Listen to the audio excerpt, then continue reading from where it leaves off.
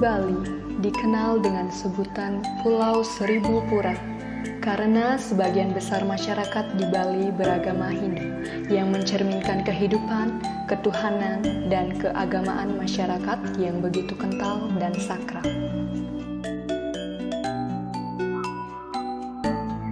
Pura dirancang sebagai tempat sembahyang di udara terbuka yang terdiri dari beberapa lingkungan yang dikelilingi tembok. Pura yang ada di Bali sangatlah banyak, salah satunya yaitu Pura Pusar Tasik.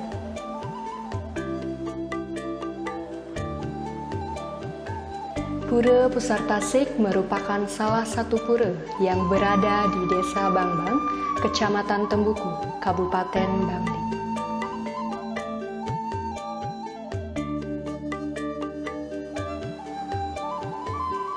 Menurut keyakinan masyarakat setempat, tradisi Pura Pusar Tasik ada hubungannya dengan keberadaan dari Pura Pusering Jagat yang ada di Desa Pejeng Gianyar, Pura Besakih, dan Pura Batu Klotok.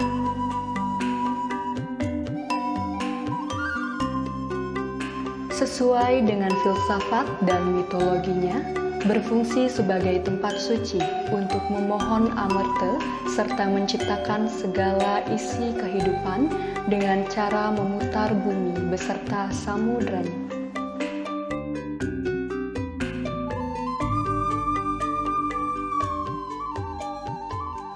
Pura Pusar Tasik merupakan bangunan cagar budaya yang memiliki nilai budaya cukup tinggi dan patut dilindungi sesuai aturan Undang-Undang RI Nomor 11 Tahun 2010 tentang cagar budaya.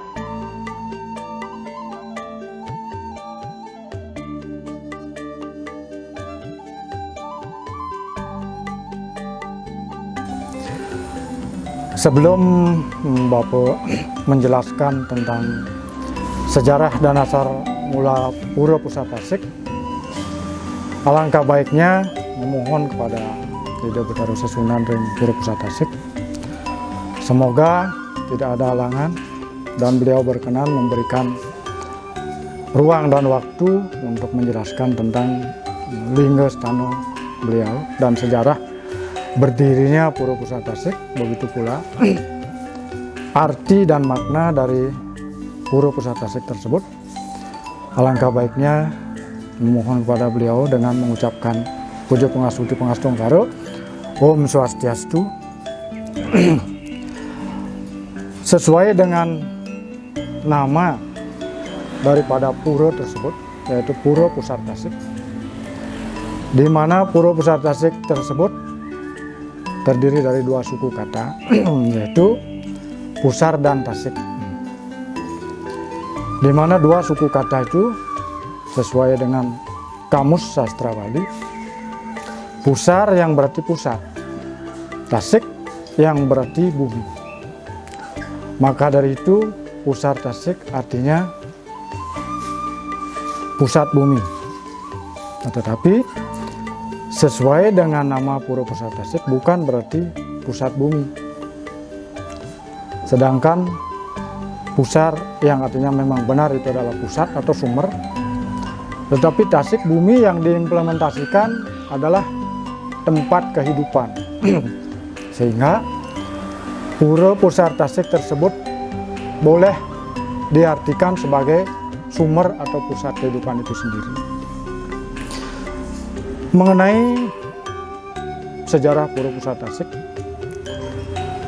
diadopsi dari dua hal, yaitu satu dari kuno Dresta atau cerita-cerita leluhur terutama yang ada di Desa Bangbang. Yang kedua diadopsi dari sastra Dresta atau sumber sastra, terutama sumber sastra yang dikarang oleh almarhum Jero Mangku Ketut Subandi yang berasal dari Desa Songai. Menurut penjelasan beliau, Pura Pusar Tasik tersebut dibangun pada waktu pemerintahan Raja Bali pertama, yaitu Raja Bali Sri Haji Masulo Masuli. Beliau adalah raja bersaudara yang diangkat sebagai raja pada waktu itu. Beliau bertahta dari tahun 1100, tahun Isaka 1100 sampai tahun 1278 Masehi. Jadi Pura Pusat Tasik tersebut dibangun kisaran waktu pada tahun 1100 atau pada abad ke-11.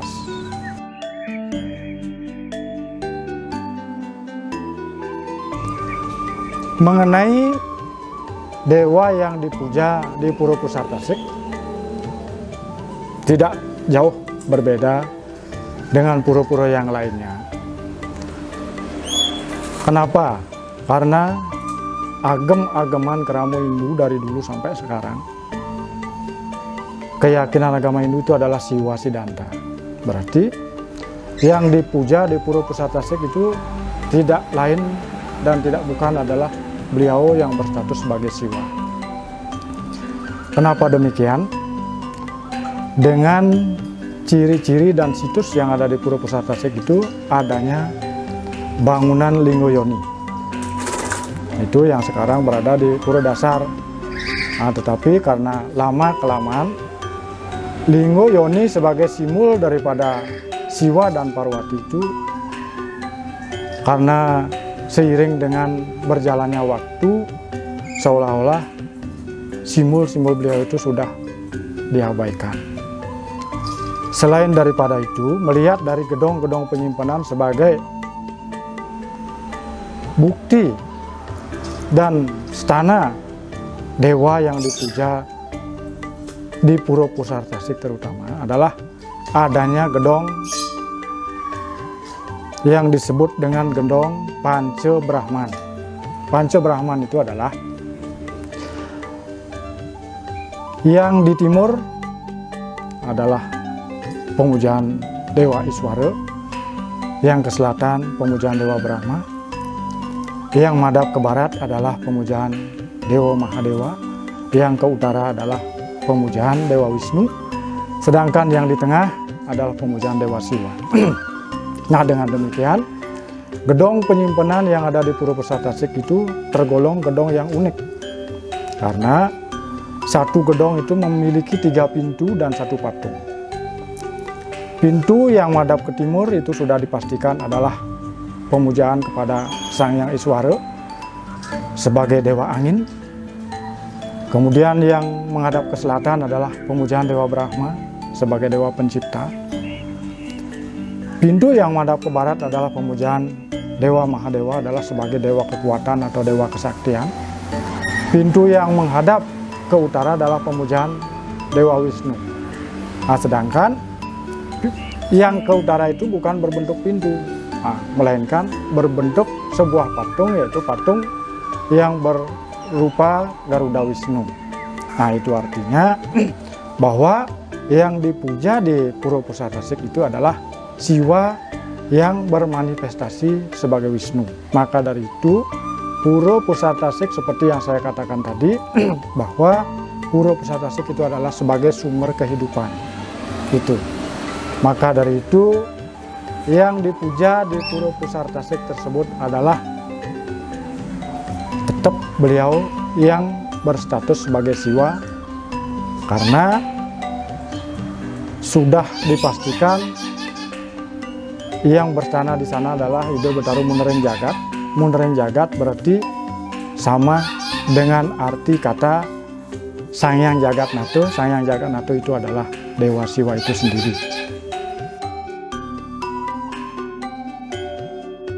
Selain sudah diketahui dewa yang dipuja di Pura Pusat Tasik sesuai dengan situs yang ada di pura itu adalah Dewa Siwa, tentu di pura tersebut, karena pura itu sudah termasuk pura yang sangat kuno, yang dibangunnya seperti yang Bapak katakan tadi, bahwa dibangun pada waktu pemerintahan Raja Masulo Masuli, tentu banyak keunikan-keunikan yang ada di sana. Salah satunya adalah yang Bapak katakan tadi, gedong penyimpanan yang berpintu 3 dan memakai 1 buah patung, sudah Bapak jelaskan tadi. Yang kedua adalah adanya Pura Dasar, di mana di Pura Dasar itu ada sebuah sumber mata air, dan di sana ada sebuah bangunan yang serupa dengan bangunan Asagan, di mana di tengah-tengah sagan tersebut ada sebuah patung naga. Nah, dari bungas naga itulah keluar air yang berasal dari sumber air tersebut. Kemudian di pura dasar yang ada sumber airnya itu juga terdapat sebuah pohon nagasari, di mana nagasari itu sesuai dengan asal katanya naga dan sari. Naga yang berarti air dan sumber kehidupan, sari itu yang berarti pusat atau inti. Berarti betul adanya pura dasar itu adalah sumber air dan pusat kehidupan.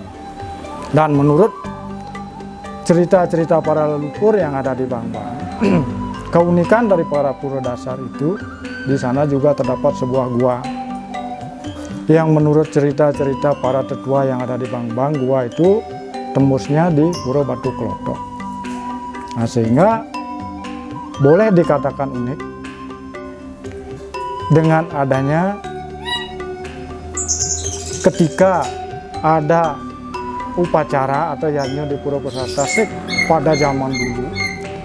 Ketika dalam menyelenggarakan upacara itu ada tarian saklar yang namanya tarian rejang. Menurut cerita rejang yang paling terakhir itu pasti hilang, dan hilangnya itu adalah masuk ke gua itu sendiri.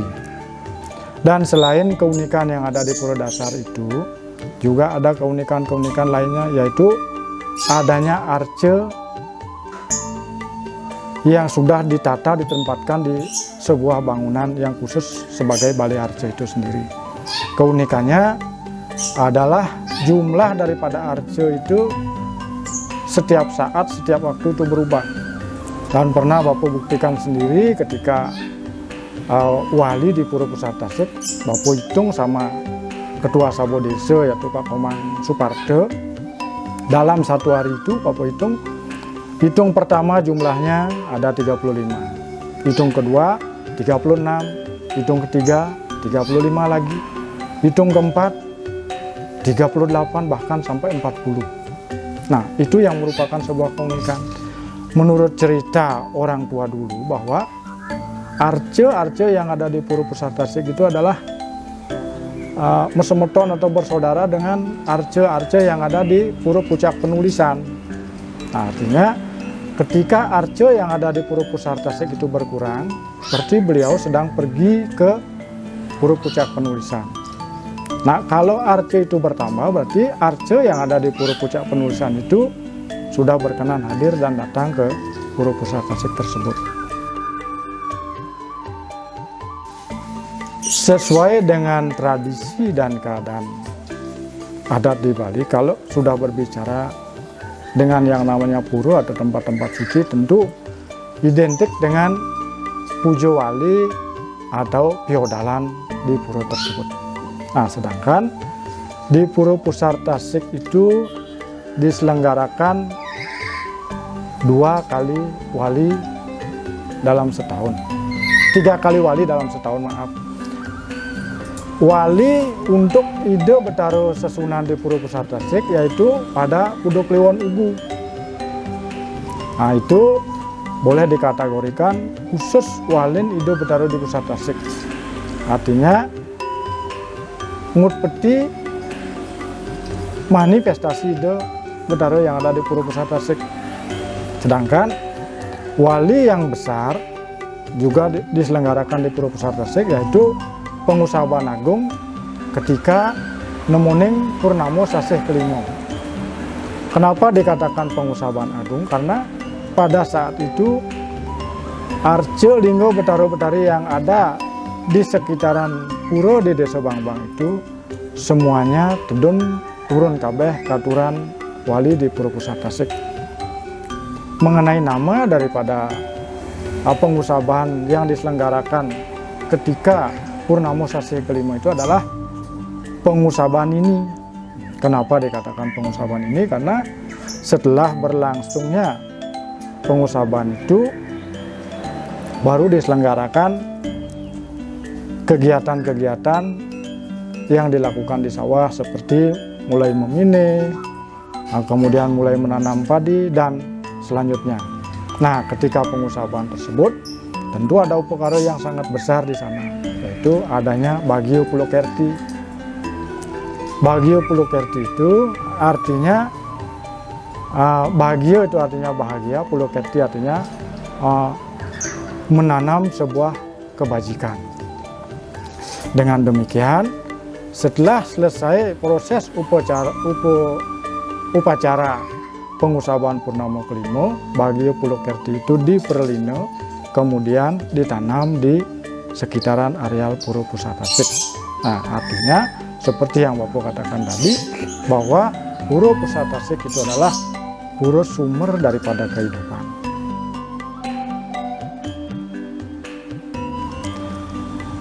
Mengenai upacara-upacara yang Bapak katakan tadi, yaitu terdiri dari Budok Leonugu dan pengusaban agung ketika nemuning Purnama Sasih kelima, tentu harus ada personil-personil yang menyelenggarakan upacara tersebut.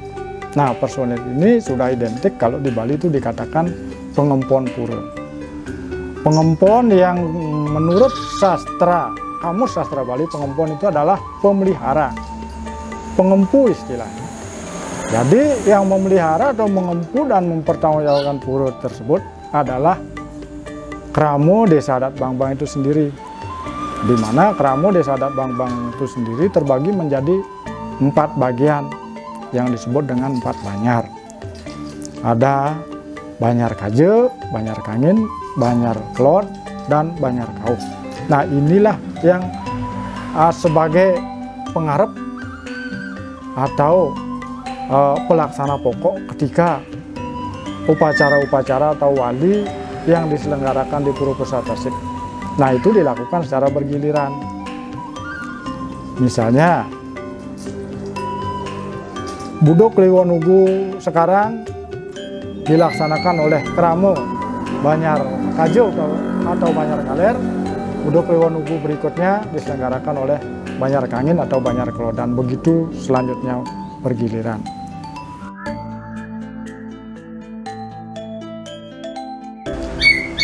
Karena pembangunan Pura Pusat Tasik itu yang dibangun pada tahun 1100 Isake atau pada abad ke-11 atau pada tahun 1278 Masehi itu, dan kurun waktunya sudah cukup lama, tentu sudah ada bagian-bagian daripada pura itu yang rusak, sehingga perlu diganti dan direnovasi. Sehingga pada tahun 1998 terjadilah perehaban pura tersebut. Sedangkan perehaban pura itu berbentuk konservasi atau bongkar pasang. Nah, itu yang dikerjakan oleh Seraya Bali Steel dengan kontraktornya Pak Pradnyo atau Pak Contok.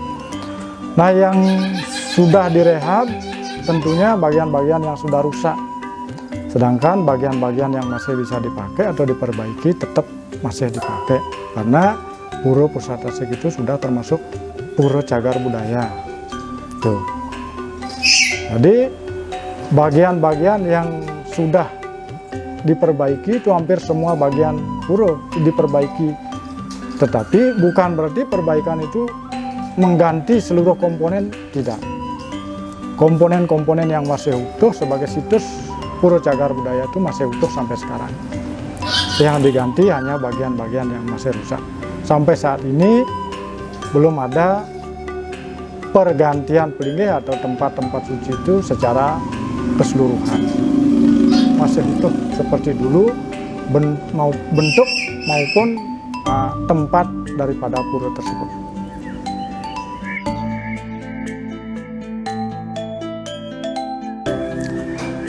Mungkin itu yang bisa Bapak ceritakan tentang sejarah Pura Pusat Tasik, baik sejarah mulai berdirinya, wali, renovasi, dan pengempuan pura itu sendiri. Sudah barang tentu Bapak tidak bisa menceritakan secara lengkap, sudah tentu ada kekurangan dan kekeliruan. Bapak tidak lupa minta maaf dan mohon berkenan kalau ada yang tahu dan ada yang paham sekali tentang Pura Pusat Tasik, diberikan pemahaman yang benar dan baik. Nah, atas kekeliruan itu Bapak tidak lupa minta maaf, dan penjelasan singkat Bapak untuk hari ini Bapak cukupkan dan Bapak sinap dengan Pramu Santi. Om Santi Santi Santi Om.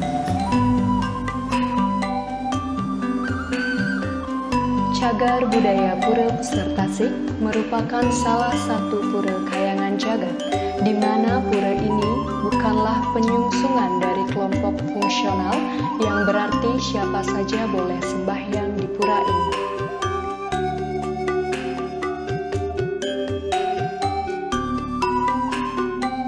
Trimandala atau 3 halaman merupakan pola yang dipakai dalam struktur ruang dan halaman cagar budaya Pura Pusat Tasik.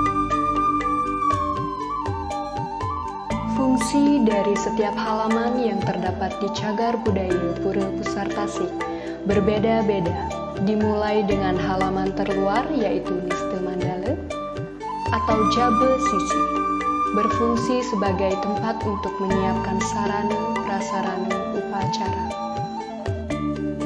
Halaman tengah yaitu Madya Mandala atau Jabe Tengah, berfungsi sebagai tempat untuk mengadakan pertunjukan kesenian keagamaan seperti pentas gong, tari-tarian, dan sebagainya.